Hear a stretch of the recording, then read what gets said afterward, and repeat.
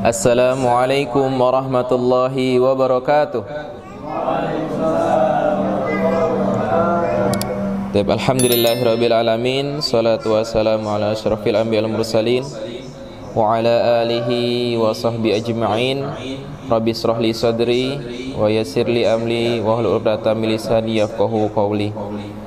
Allahumma anfa'na bima 'allamtana wa 'allimna ma yanfa'una warzuqna ilman nafi'an. Amma ba'du. Ikhwatal iman ya rahimakumullah. Alhamdulillah pada siang hari ini Allah masih mempertemukan kita dalam keadaan sehat walafiat. Salawat salam senantiasa curah kepada baginda Nabiullah Muhammad sallallahu alaihi wasallam, yang merupakan nabi terakhir yang dimana segala usianya diwakafkan untuk kejayaan Islam. Yang alhamdulillah pada siang hari ini kita bisa melaksanakan sunnahnya, yaitu mencari ilmu, menuntut ilmu. Semoga apa yang kita harapkan pada siang hari ini Allah ijabah dan Allah kabulkan, dan kita mendapatkan syafaatnya di akhirat kelak. Amin ya rabbal alamin. Ikhwatal iman rahimakumullah. Pada siang hari ini ana diminta oleh Pak Ketua untuk bisa menyampaikan tausiah berbagi ilmu tentang Ahlul Quran.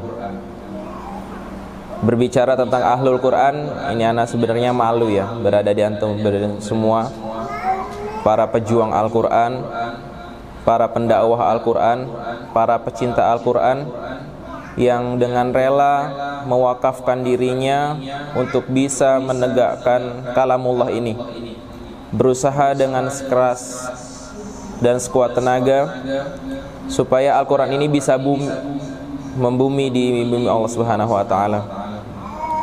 Membahas tentang Al-Hakul Quran, ada sebuah buku yang luar biasa. Ini ana dapatkan dari istri yang mengikuti daurah. Buku karangan Ustadz Abdul Aziz Abdul Rauf LC. Di sini ada yang tahu? Ya, insyaallah ya.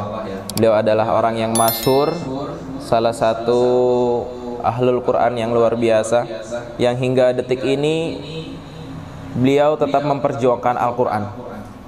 Sampai-sampai mulai dari bangun tidur hingga tidur lagi itu tidak jauh dari Al-Quran. Masya Allah, luar biasa. Kalau antum bertemu dengan beliau, itu tausiahnya walaupun panjang itu tidak terasa.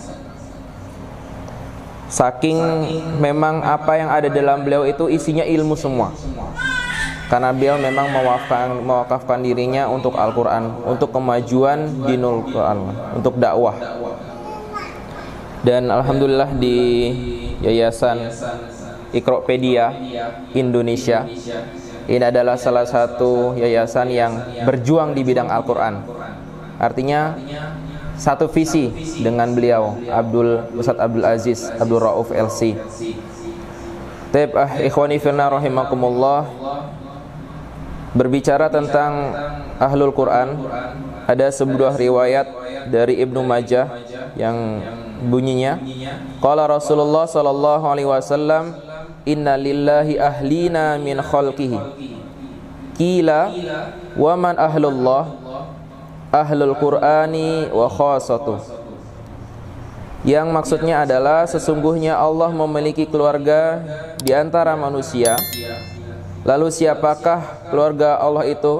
Kata sahabat, mereka adalah Ahlul Quran dan orang-orang pilihan Allah. Dan ini adalah motivasi bagi kita.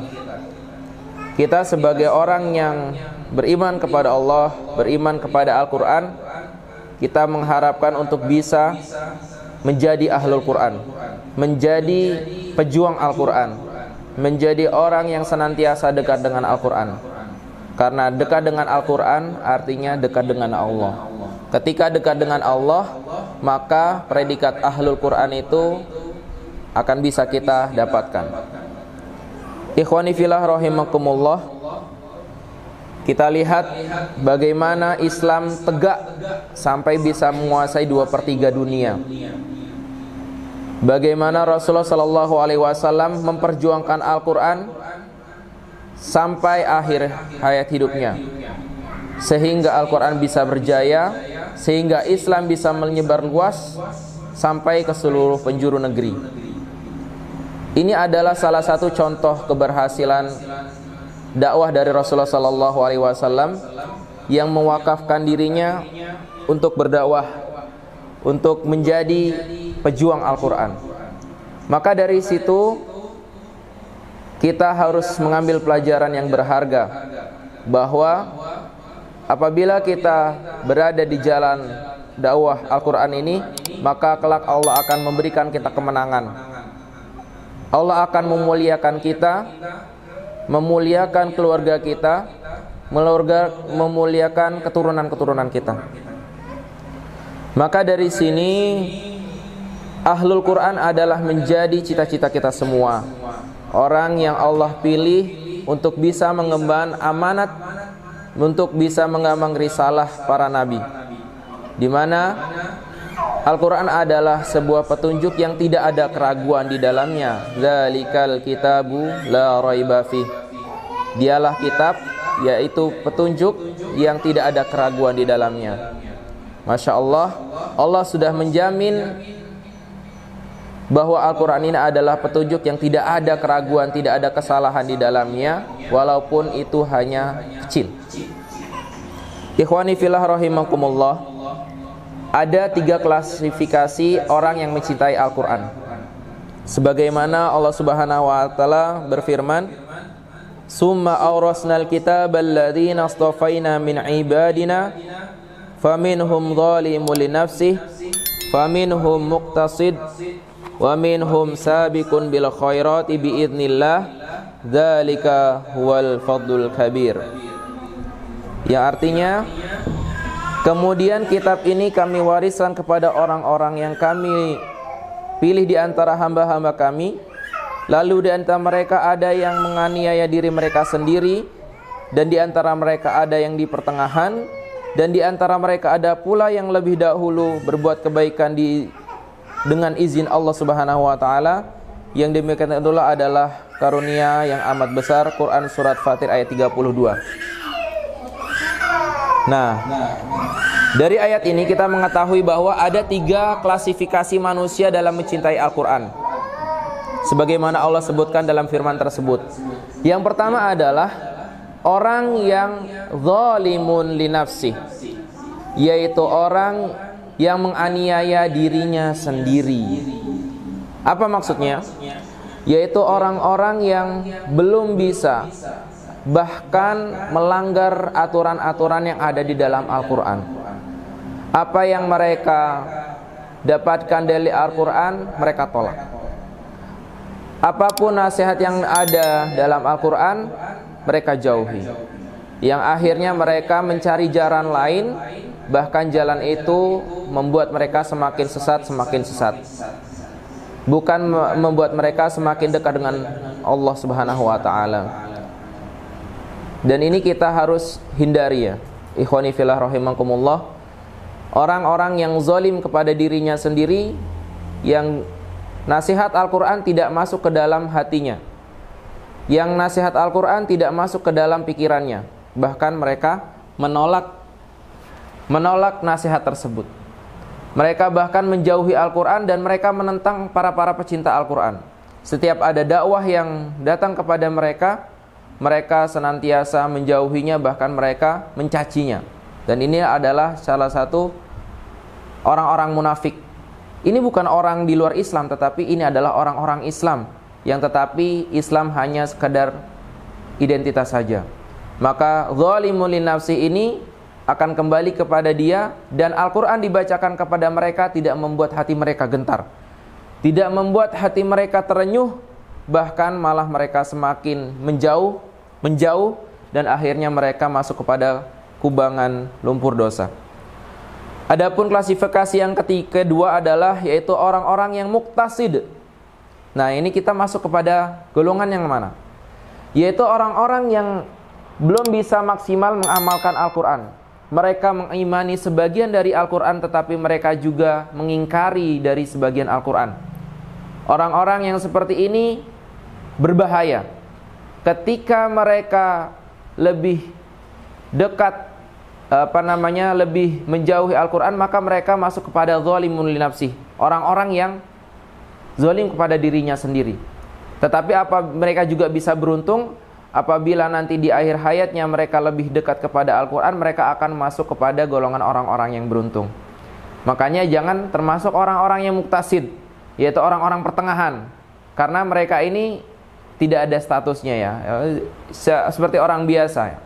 Ada istilahnya, ada seruan, mereka mengerjakan, tapi ada kemaksiatan, mereka ikut. Jadi kebaikannya terhapus oleh keburukan yang mereka lakukan. Makanya orang yang muktasid ini bukan pilihan, ya, antara neraka dan surga seimbang.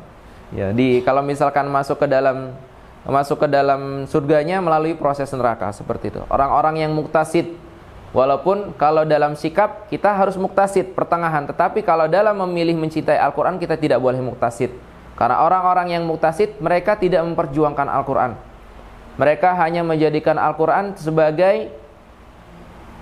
belum menjadi sebagai pedoman, hanya sebagai bacaan saja, belum masuk ke dalam hati mereka. Kemudian yang ketiga adalah sabiqun bil khairat, yaitu orang-orang yang senantiasa berlomba-lomba dalam kebaikan. Kita sering mendengar fastabiqul khairat. Nah, ini adalah salah satunya dari sabiqun khairat. Kalau pelakunya adalah sabiqul khairat, kalau perintahnya adalah fastabiqul khairat, yaitu orang-orang yang senantiasa berlomba-lomba dalam kebaikan, berlomba-lomba untuk mencintai Al-Quran, di mana seluruh hidupnya, mulai dari dia hidup sampai dia meninggal, digunakan untuk memperjuangkan Al-Quran. Luar biasa. Tidak ada kata menyerah pada orang-orang yang sabiqun bil khairat, untuk senantiasa dekat dengan Al-Quran. Hari-harinya dia pergunakan untuk memperjuangkan Al-Quran. Mereka tidak pernah terlewat tilawah dari Al-Quran. Mereka tidak pernah terlewat untuk senantiasa menegakkan Al-Quran di bumi Allah. Semua hidupnya bermanfaat, baik bagi dirinya dan bagi orang lain. Dan ini adalah generasi yang Allah dan Rasulnya idam-idamkan, yaitu orang-orang yang senantiasa dekat dengan Al-Quran, dan ininya sabiqun bil khairat, sama dengan ahlul Quran. Maka antara zalimun li nafsih, kemudian muktasid, atau sabiqun bil khairat, kita tinggal pilih yang mana. Apakah kita masih mengingkari dengan Al-Quran dan juga beriman dengan setengahnya, atau kita dengan Al-Quran hanya mendengarkannya saja tetapi tidak kita laksanakan dalam kehidupan sehari-hari, atau kita menjadi generasi yang ketiga, klasifikasi yang tertinggi, yaitu orang-orang yang senantiasa mengajarkan Al-Quran, orang yang senantiasa mentadabburi Al-Quran, orang yang senantiasa mengamalkan Al-Quran dalam kehidupannya sehari-hari. Karena kita tidak cukup hanya dengan membaca ataupun membaca artinya, tetapi kita juga dituntut oleh Allah Subhanahu wa Ta'ala untuk mentadabburinya dan mengamalkannya. Ini Masya Allah, apabila kita masuk kepada sabiqun bil khairat, maka apa yang kita laksanakan itu seperti Rasulullah yang laksanakan ketika masa hidupnya, di mana semuanya berlandaskan Al-Quran.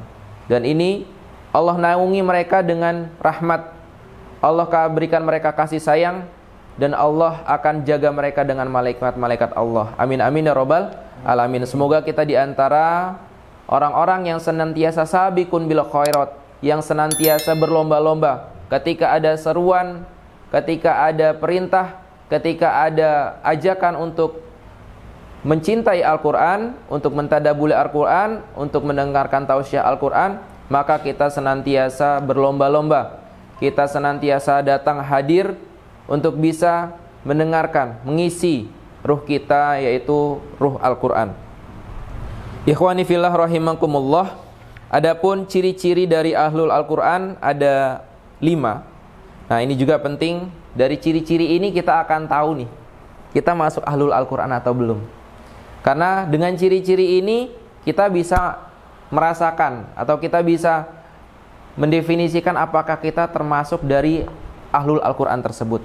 Karena kalau misalkan tidak ada salah satu ciri-cirinya, maka wallahu a'lamu bissawab, apakah kita masuk ke dalam ahlul Al-Quran tersebut yang kata Allah dia adalah keluarga Allah. Ahlina katanya. Li inna lillahi ahlina fid dunya. Yang pertama, ciri-ciri ahlul Al-Quran adalah mereka yang selalu bersemangat dalam melakukan semua amalan solih yang telah disyariatkan oleh Subhanahu wa ta'ala dan Rasulnya. Selalu bersemangat untuk menjalankan amal solih. Nah, kita masuk yang kemana nih? Apakah ketika kita mendengar suara azan kita langsung bersemangat? Ataukah kita menunggu sampai selesai azan? Ataukah menunggu sampai qomat? Ataukah menunggu sampai takbiratul ihram? Itu salah satu dari ciri dari ahlul Al-Quran. Ketika ada seruan untuk beramal solih, mereka senantiasa bersemangat, selalu bersemangat, memiliki himmah yang tinggi, hamasah yang kuat, semangat yang kuat untuk senantiasa beramal solih. Yang itu Allah syariatkan, baik itu ibadah mahdoh, yaitu ibadah sunnah, atau ibadah wajib, dan juga ghairu mahdoh atau ibadah sunnah. Makanya kita harus iri ketika kita melihat ada jamaah yang datang ke masjid langsung sholat. Karena ada di antara kaum muslimin yang ketika datang ke masjid itu buka status atau melihat status orang. Banyak sekarang terjadi fenomena, bahkan saya lihat sendiri ketika khutbah Jumat ada di antara jamaah yang sibuk bersosial media. Nah, ini sudah menjadi apa istilahnya, sesuatu yang lumrah di antara kita. Tetapi di sini terlihat bahwa ada kemerosotan kualitas ibadah di antara kaum muslimin yang itu mungkin kita tidak merasakan, tetapi ketika kita melihatnya maka kita akan miris seperti itu. Mungkin di antara kita ibadahnya masih aman-aman saja, baik itu ibadah sunnah dan juga ibadah yang lainnya. Tetapi kita lihat apakah kita masih istiqomah dalam bersolat tahajud? Apakah kita sebelum datang ke sini sudah solat duha? Apakah kita hari ini sudah tilawah 1 juz? Atau dan lain-lain sebagainya, maka itu akan menjadi tolak ukur sebagai ahlul Quran. Kalau kita belum melaksanakan hal tersebut atau terlambat melaksanakan tersebut, maka kita harus beristighfar, astaghfirullahaladzim, dan tidak mengulanginya lagi. Karena seorang ahlul Al-Quran adalah mereka yang senantiasa bersemangat dalam melaksanakan amal-amal solih, amal-amal yang Allah perintahkan kepada kita semua melalui lisannya Rasulullah SAW. Ikhwani fillah rahimakumullah, adapun ciri-ciri ahlul Quran yang kedua adalah mereka tidak menyia-nyiakan kesempatan beramal solih dengan tidak menunda-nundanya. Nah ini, makanya kalau misalkan ada sebuah lagu yang ini qasidah zaman dulu, itu mengatakan bahwa berbuat baik janganlah ditunda-tunda. Nah, ini ada makna yang tersirat, makna yang dalam sebenarnya. Kenapa? Karena yang namanya amal ibadah itu akan selaras dengan juga godaan. Selalu itu. Ketika kita ingin beribadah, itu akan besar juga godaan yang kita akan dapatkan. Makanya setiap manusia itu memiliki godaan yang berbeda-beda, cobaan yang berbeda-beda. Dan yang tertingginya adalah godaan atau cobaan bagi para rasul dan juga para nabi, kemudian orang solih, para sahabat dan sebagainya. Dan yang terakhir adalah orang yang memiliki iman yang lemah. Makanya wajar kalau misalkan ada orang yang istilahnya kita yang jarang sholat, ketika ada komandang azan, mereka ya biasa-biasa saja. Tetapi ketika kita memiliki iman yang kuat, azan berkumandang, tetapi ada kegiatan yang kita harus lakukan, nah ini ada antara dua pilihan. Makanya untuk orang-orang yang ahlul Quran, mereka adalah yang tidak menyia-nyiakan amal solih untuk ditunda-tunda. Ketika ada kesempatan mereka beramal solih, ketika ada kesempatan mereka untuk berbuat baik, maka tidak disia-siakan untuk lewat. Semisalkan kemarin ya, waktu pas kurban kemarin, di sini ada yang kurban? Belum. Insya Allah tahun depan ya. Ya, insya Allah tahun depan. Nah ini perlu persiapan. Karena tahun ini belum bisa kurban, tapi insya Allah di rumah keluarga insya Allah sudah di cover. Karena memang ada kendala dan sebagainya. Nah ini adalah salah satu contoh di mana apabila ada kesempatan kita untuk berbuat baik, ada rizki yang kita miliki, maka salah satu ibadah kurban ini kalau bisa kita laksanakan. Kenapa? Karena salah satu indikasi dari kita dekat dengan Allah adalah berdoa, ya Allah, Allahumma ja'alna min ahlil Qur'an, atau Allahumma ja'alna wa auladana wa dzurriyyatana min ahlil Qur'an, dan lain sebagainya. Itu adalah salah satu doa yang dianjurkan untuk kita senantiasa senandungkan dalam doa-doa kita setelah sholat, atau doa-doa kita di dalam sholat malam kita dan sujud terakhir kita. Yang kedua adalah menjadikan Al-Quran sebagai agenda pertama yang harus kita prioritaskan. Jadi menjadikan Al-Quran sebagai prioritas. Jadi kalau misalkan pengen lihat Al-Quran itu sudah menjadi prioritas di antara kita, adalah cek di kantong kita, di tas kita, atau di handphone kita sudah ada Al-Quran atau belum. Walaupun sudah Al-Quran, sudah dibaca atau belum. Salah satunya itu menjadi Al-Quran sebagai prioritas. Kalau dalam bahasa lain sebagai panglima. Jadi semuanya itu harus merujuk dalam Al-Quran. Al-Quran adalah rujukan pertama sebelum yang lain-lainnya. Yang berikutnya adalah berusaha memahami dan mentadabburi Al-Quran.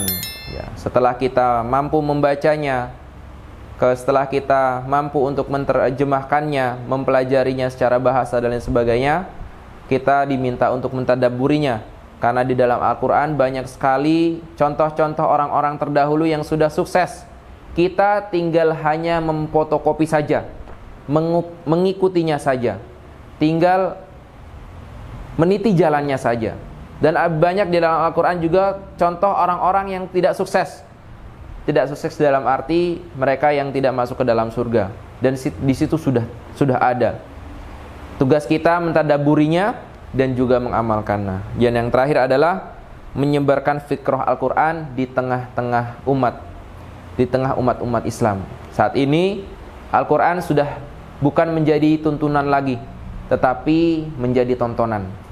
Makanya luar biasa ketika ada lembaga yang mau berkiprah di dalam Al-Quran ini, mendakwahkan Al-Quran bahkan sampai ke pelosok negeri, itu sangat luar biasa. Mereka tidak pantang menyerah, mereka mau rela berkorban dan mau merelakan hidupnya atau waktunya untuk beribadah dan juga untuk mendekatkan diri dengan wasilah Al-Quran.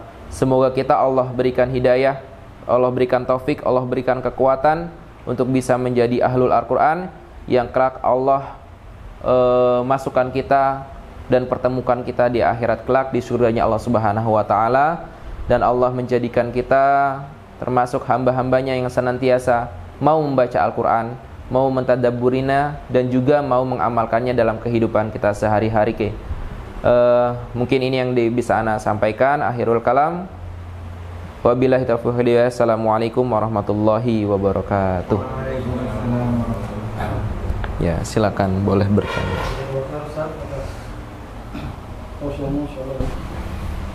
Selanjutnya mungkin ada yang ingin ditanyakan tentang ibu-ibu. Silakan. Wah, ini ya berat nih.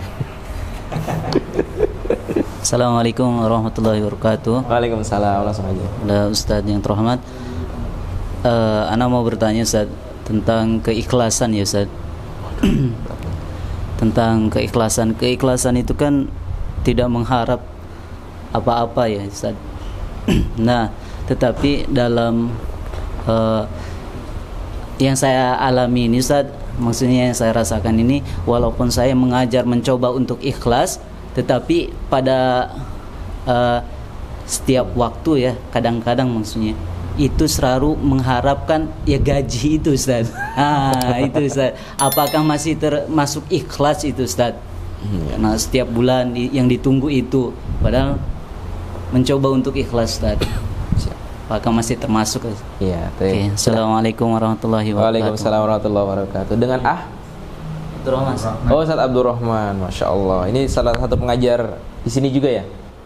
Sama. Oh di sana. Sama aja. Sama aja. Insya Allah, Masya Allah, Ustaz Abdurrahman. Dan ini adalah pertanyaan yang bagus yang saya senantiasa tanyakan kepada para ahlul Quran juga. Ya Masya Allah, pertanyaan yang luar biasa. Apakah kita termasuk orang yang perlu dipertanyakan keikhlasannya ketika kita mengajarkan Al-Quran, tapi kita masih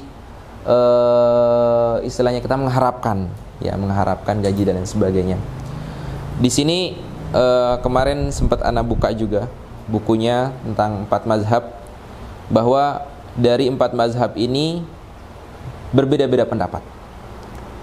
Yang pertama adalah mazhab Maliki. Nah, kalau mazhab Maliki itu salah satunya adalah ini tentang fikih dulu ya. Memperbolehkan untuk mengambil upah dari pengajaran Al-Qur'an.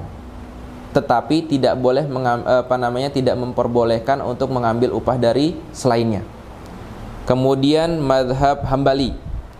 Hambali ini mazhab yang agak keras, tidak boleh sama sekali, haram hukumnya mengambil upah dari pengajaran Al-Qur'an. Kemudian dari mazhab Syafi'i, mazhab Syafi'i membolehkan hanya pada pengambilan upah dari pengajaran Al-Qur'an, sedangkan yang lainnya tidak. Kemudian kalau yang mazhab yang terakhir Hanafi, kalau ini sama dengan mazhab sebelumnya, ini tidak memperbolehkan. Tetapi ada hadis yang mengatakan bahwa upah terbaik yang kamu ambil, ini riwayat Muslim, adalah upah dari mengajarkan Al-Quran ya. Tetapi upah ini adalah bukan upah yang kita tentukan. Misalkan kayak gini ya, kita mengajarkan Al-Quran nih, ditanya sama orang, Ustaz biasanya dibayar berapa? Nah kemudian kita jawab, ya biasanya segini Bu per jam dan sebagainya. Nah itu yang tidak diperbolehkan. Tetapi kalau misalkan kita mengejar di suatu lembaga, mengajarkan di dalam suatu istilahnya kita profesionalisme, ini adalah hukumnya adalah seperti hukumnya kita muamalah. Nah, maka ini adalah hak yang kita dapatkan. Makanya kenapa para ulama-ulama terdahulu itu mereka tidak sibuk bekerja. Karena memang untuk seperti negara-negara Arab, kemudian negara-negara Timur Tengah, itu mereka sangat memuliakan ahlul Al-Quran. Mereka jamin kehidupannya, mereka buatkan rumah, mereka jamin anaknya, istrinya, sampai semua keturunannya itu untuk bersekolah gratis. Makanya luar biasa, ketika itu sudah diterapkan, maka tidak perlu yang namanya pengajar Al-Quran itu sibuk nyari privatan sini, nyari privatan situ, karena untuk memenuhi kebutuhannya. Makanya ini sebenarnya adalah kewajiban atau tugas dari para pemimpin kita, tugas dari pejabat kita. Kalau misalkan memang Allah takdirkan ya, negara ini adalah negara yang berlandaskan Al-Quran, syariat Al-Quran, maka itu akan terjadi. Tapi kalau sekarang jangankan ya, kadang kan kita datang aja syukron ya, syukron, terima kasih ya, banyak ya proyek-proyek syukron dan sebagainya ya. Makanya inilah yang akan menimbulkan ketidakikhlasan. Ketika kita mengajar, ketika kita sudah meluangkan waktu kita, bahkan keringat kita, pikiran kita untuk mengajarkan kepada umat untuk supaya mereka tidak tersesat, tetapi yang kita dapatkan adalah tidak setimpal. Karena istilahnya kita orang yang ahli dalam bidang tertentu, itu mereka dihitungnya per jam. Orang yang ahli dalam bidang tertentu, misalkan dia adalah pintar dalam sebuah komputer dan sebagainya, itu mereka sudah tarifnya luar biasa. Nah, bagaimana dengan kita? Nah, makanya ketika kita termasuk yang mengajarkan Al-Quran, kemudian kita menanyakan keikhlasan di sini adalah bagaimana dalam diri kita itu ketika kita istiqomah dalam arti kita tetap mengajar, walaupun yang kita dapatkan kadang-kadang tidak setimpal yang dengan pengorbanan yang kita yang kita curahkan, dan ini sudah termasuk ke dalam ikhlas. Karena ikhlas itu terlihat dari bagaimana dia senantiasa berjuang di situ, bukan dari gaji dia yang diterima. Kalau gaji itu memang sudah itu sudah kesepakatan, maksudnya emang itu yang sudah memang harus dia dapatkan seperti itu. Yang nggak boleh adalah ketika kita mengisi sesuatu, mengisi misalkan seperti ini, kemudian kita ngarepin amplop. Nah itu yang disebut dengan tidak ikhlas. Atau kita mengisi sesuatu, mengisi kajian tentang Al-Quran, kemudian kita mengajarkan Al-Quran, kita sudah mengharapkan atau memasang tarif. Nah ini yang tidak boleh. Kalau hanya sekedar rotib, yang itu emang sudah kesepakatan per bulan, untuk memang untuk menghargai mereka yang mengajarkan Al-Quran, mereka yang datang bukan hanya dengan istilahnya motor yang perlu dengan bensin, kemudian ada keluarga yang perlu dinafkahi, kemudian ada keperluan yang harus mereka butuhkan. Bahkan orang yang di sini itu harus lebih dihargai, seperti itu, karena mereka adalah para pejuang-pejuang Al-Quran. Makanya kenapa Rasulullah itu nyantai, karena memang sebagian ghanimah itu 5%-nya untuk 5-10% itu hanya untuk Rasulullah dan keluarganya. Makanya Rasulullah tidak menerima sedekah, tidak menerima gaji, karena memang sudah dijamin dari pemerintahan yang sudah ada untuk Allah dan Rasulnya, ini sebagian seperti ini sudah terjamin. Makanya untuk kita yang memang memperjuangkan Al-Quran, misalkan kita bisa, misalkan kita bisa dengan tidak memakai tarif, dengan tidak mematok harga, dengan tidak mengharapkan amplop, maka dengan disitulah keikhlasan kita. Makanya luar biasa ketika antum melihat guru-guru ngaji yang ada di kampung-kampung, guru-guru ngaji yang ada di pedesaan-pedesaan, bagaimana upah mereka itu hanya, kalau misalkan kita dengar-dengar yang terdahulu, itu hanya beras, dan itu pun tidak rutin, hanya beras, kemudian juga sabun mandi, sabun cuci, dan sebagainya. Udah, itu aja untuk memenuhi kebutuhan mereka. Bahkan kalau antum tahu, ustadz-ustadz yang ada di Gontor itu tidak ada gajinya. Kalau antum tahu, alumni Gontor yang mengajar di Gontor tidak ada gajinya, tidak ada gaji. Yaitu adalah salah satu mungkin cara untuk para pendirinya untuk menimbulkan keikhlasan.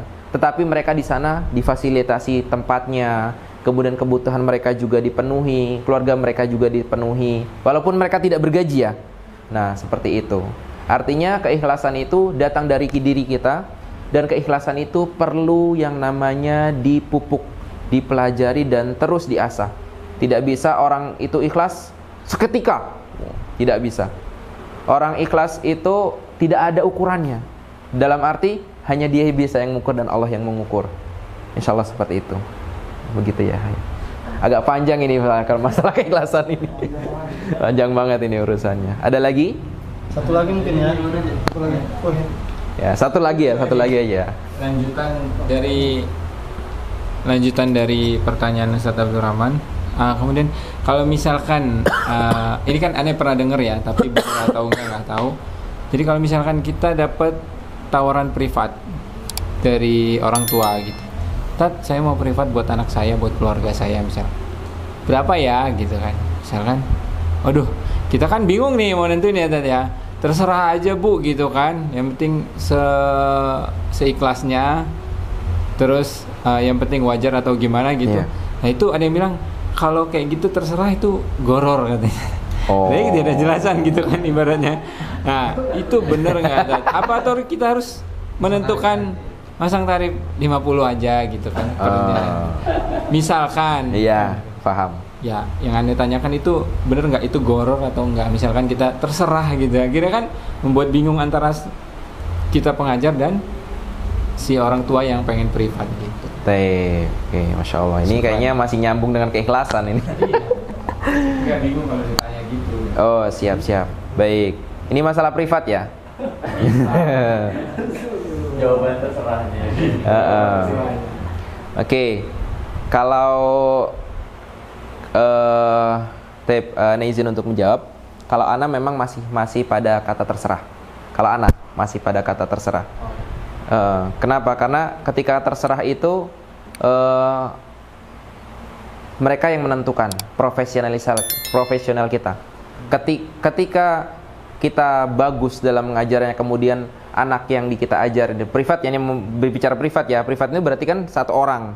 Ya, ketika kita mengajar seperti ini, kita mengatakan terserah, itu akan ketika kita menentukan tarif dan tidak sesuai dengan apa yang kita ajarkan dan hasilnya juga jauh seperti itu, maka itu yang disebut dengan kita khianat. Tetapi kalau misalkan terserah, kemudian kita menunjukkan performa yang baik, pasti akan ada peningkatan. Seperti itu.